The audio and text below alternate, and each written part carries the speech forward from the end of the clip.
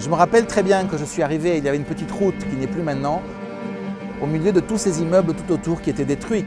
Et quand je suis passé, j'ai eu comme une inspiration intérieure, comme un mouvement de l'âme, et j'ai dit au Seigneur, si tu pouvais nous donner un immeuble comme celui-là, pour le restaurer comme signe que les blessures de la guerre peuvent cicatriser et pour en faire le siège du séminaire.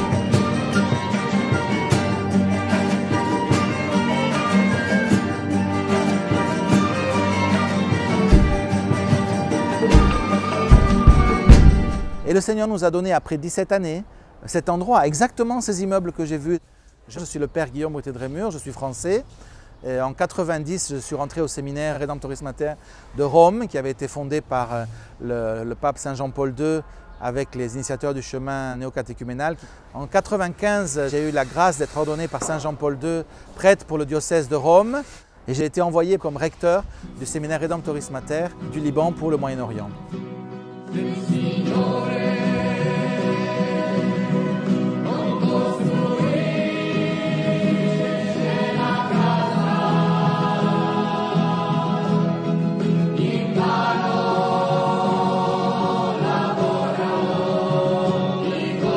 Donc ici, nous sommes à Beyrouth. C'est la capitale du Liban. À l'époque, le Liban était un pays à grande majorité chrétienne, qui était le seul pays arabe qui n'était pas à majorité musulmane.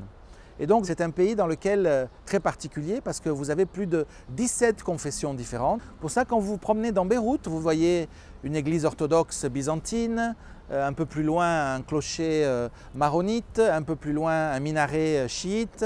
Au lointain, vous pouvez deviner un minaret sunnite.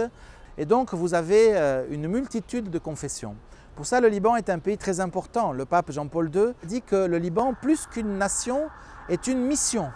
C'est-à-dire il a la mission de manifester au monde qu'il est possible de vivre ensemble, entre toutes les religions et toutes les confessions. Donc ici, nous sommes dans l'endroit où est en train de se construire le séminaire. Comme vous voyez, ce sont des immeubles qui ont été détruits par la guerre, que nous allons reconstruire. Et ça, c'est une des cicatrices les plus profondes de la ville de Beyrouth. De ce côté, à ma droite, il y a toujours le quartier à majorité musulmane, et sur la gauche, il y a le quartier chrétien. Pour ça, c'était comme une ligne de démarcation. Et c'est un endroit qui a été le théâtre de batailles féroces. De nombreuses personnes sont mortes ici. C'était une guerre de quartier terrible. Alors on pourrait penser qu'on veut oublier la cicatrice. Non, ce n'est pas le cas. Ce que nous voulons faire, c'est porter une nouveauté, un sang nouveau qui coule au milieu de ces décombres.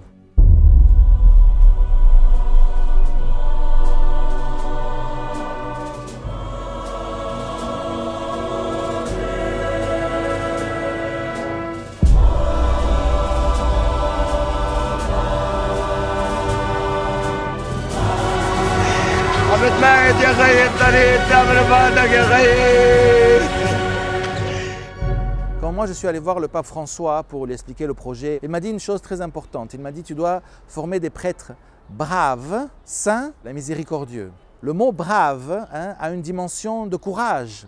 En italien, quand on dit bravo, ça veut dire gentil, bon, mais ça veut dire aussi courageux, la bravoure. Ici, il y a eu une bravoure militaire.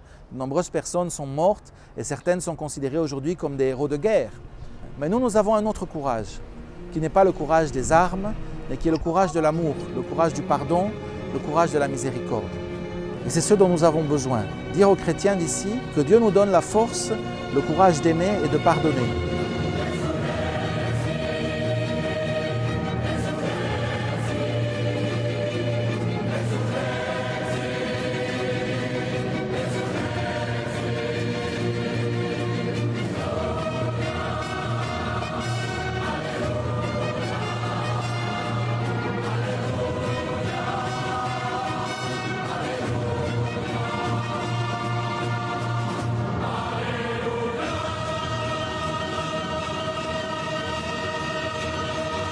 Ce que ces immeubles veulent être témoins d'un espoir, un signe de cet amour et de ce pardon.